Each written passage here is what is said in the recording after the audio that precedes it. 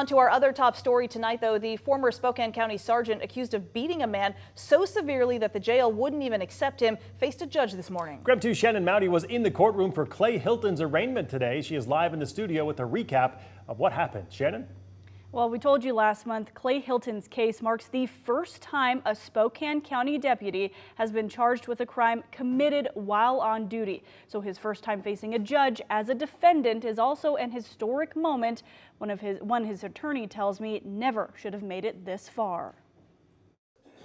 Nearly a month after charges were officially filed against him, former Sergeant Clay Hilton quietly entered pleas Wednesday. Second-degree assault, how do you plead? And count 2, false swearing, how do you plead? Two charges stemming from this incident in August 2023. Hilton's charged with assaulting Kevin Hinton during an arrest for parking outside Spokane Valley's Terrace View Park after hours.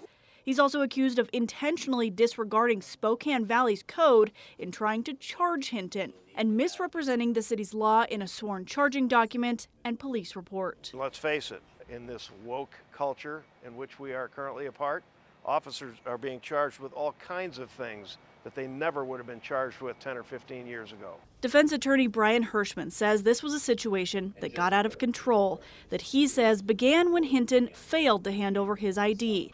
Hinton, who was in the court gallery, declined to speak to KREM 2.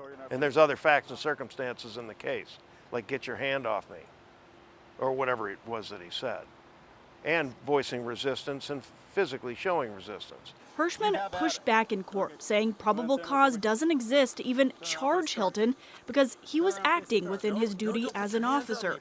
He argued that doesn't equal assault. It does say my client punched him in the face. Well, you know what? Sometimes during the course of duty, that has to happen to gain compliance.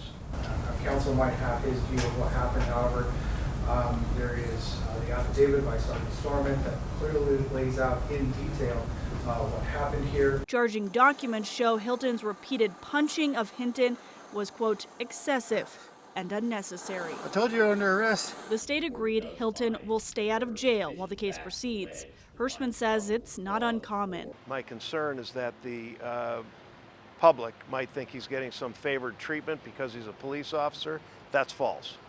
That's just false. But Hilton was administratively booked. And he's going to get fingerprinted. How humiliating. And he's going to have his booking photo taken. He's due back in court in 2 months to determine if both sides are ready for trial.